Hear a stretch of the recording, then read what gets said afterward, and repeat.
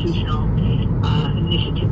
And Twyla, I want to thank you for that. And ladies and gentlemen, you're listening. I know, because I've heard from many of you, you enjoy this focus. You enjoy Twyla being on the program. I do as well, because this area of our life touches all of us. And certainly I agree with you, Twyla, without a doubt. The effort was to slide this in the middle of all the other distractions, and then they could come out if they'd want to and say, see, everybody's in favor of it, when in reality, no, they really weren't. And so, yeah, 30-some thousand against 67, that's pretty good. So thank you for the efforts that you have done on that. Now, at this juncture, my guess is that nothing is going to be done on that with the new administration coming into effect.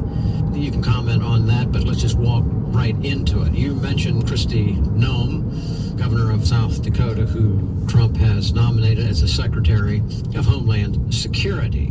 Now, they deal with this matter of real ID because they oversee the TSA and all of that. Now, that being the case, assuming that Kristi Noem is confirmed as Secretary of Homeland Security, what do you know about her and her response to the implementation of Real ID as governor of South Dakota, what she has stated and what may be her involvement, so let's put that way, relative to Real ID and what is scheduled to go into full effect actually next May. So what do you think is going to happen relative to her? Okay, so first of all, the deadline, May 7th, TSA and Department of Homeland Security said they're not moving the deadline from May 7th, 2025, but they're going to allow 2 years of progressive enforcement and progressive consequences, including, they suggest, a 3 strikes and you're out.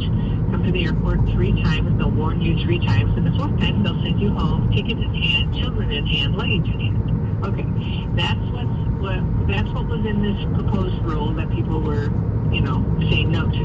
Okay, now Kristi Noem, if she gets in, it will take some work. I'll just say that.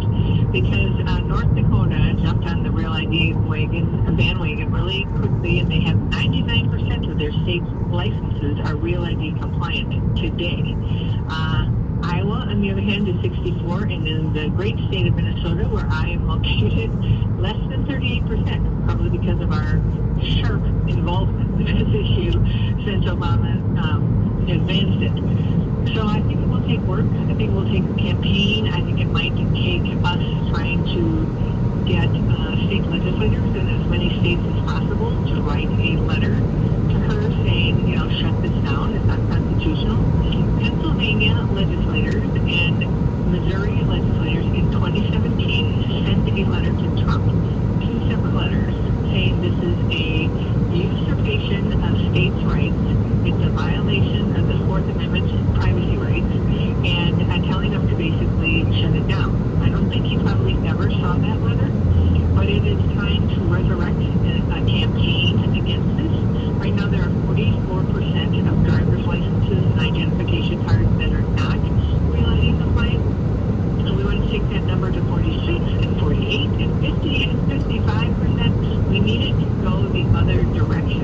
And I think it will take a campaign, and anyone in a state that doesn't require it, there's only 5 states that require it, needs to go back and get a different driver's license so we can move this in the opposite direction. Okay, I think that is good. One clarification, you referenced what had happened in North Dakota, but Kristi's from South Dakota. Did you mean South Dakota? I do mean South Dakota, yes. Okay, all right, just wanted to clarify that. Okay, beyond that, let's go into what the current strategy is. This phased implementation you referred to as strike 3 and you're out.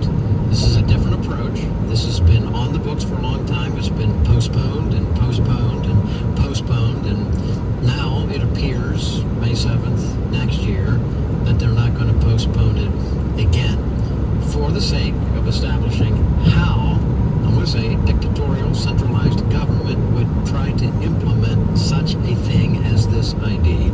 Build that out a little bit. What would that 3 strikes and you're out phased implementation look like?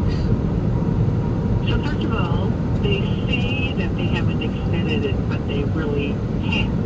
They're just going to do enhance, or what they call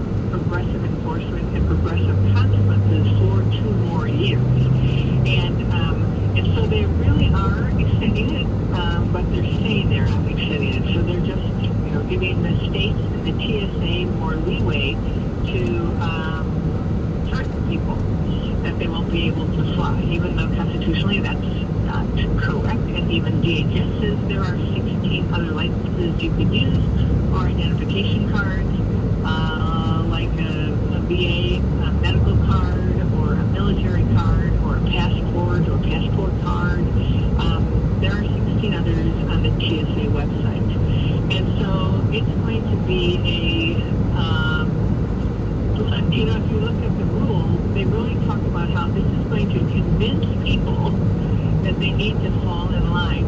I'm not quoting them now, but that's what they mean. That they're going to have to comply. And I'm just saying, you don't have to comply.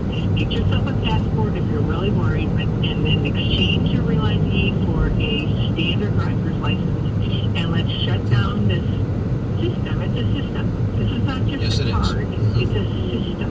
Let's shut down the system that is setting us up for a social credit system. Now, just imagine if Kamala had gotten elected, all the controls and how they could have been opposed to putting this identification number or driver's license on your phone.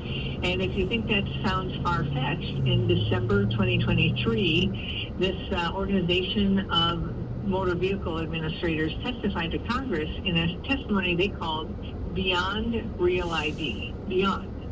And they said, we look forward to putting it on people's phones and having real-time remote access to it. What does that mean? They could just shut down your ID as soon as they decided you were providing misinformation, you had a traffic ticket, you were doing something outside of climate change controls, whatever it was, you were going to leave your 15-minute city. You just think about that.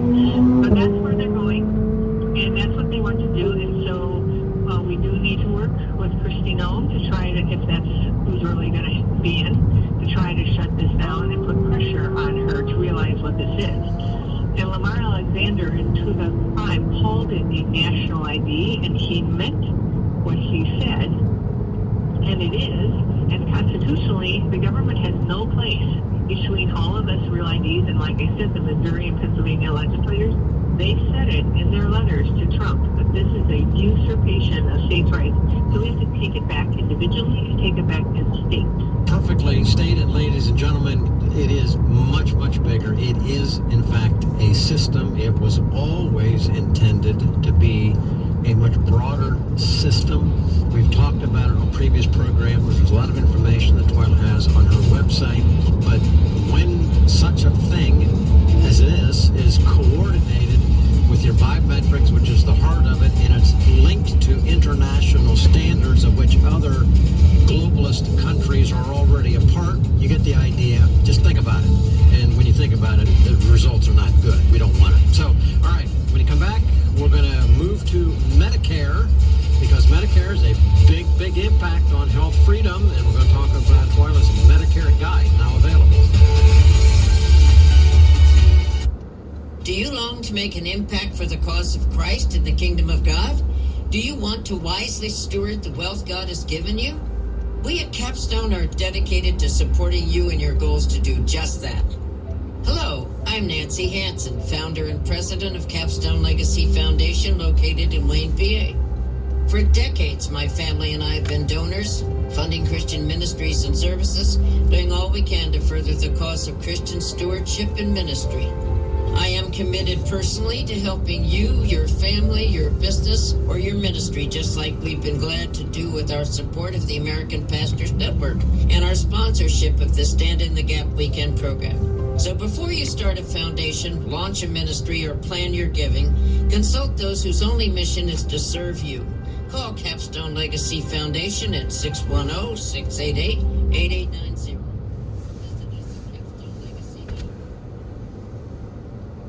Hello, Stephanie. This one had the Spanish and the English. I want you to check the radio. Okay. Yeah, you when you go there,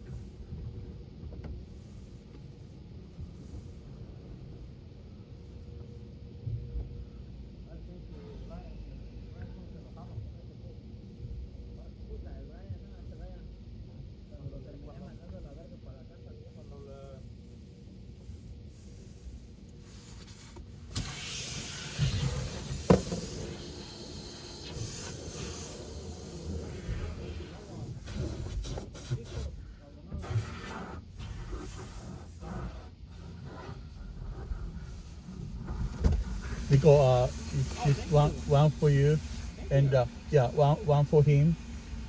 Can you give it to Thank you very much. this? When you go, there's a Spanish message too, English and Spanish. All right. Yeah. Thank you, sir. We Uh-huh. appreciate it.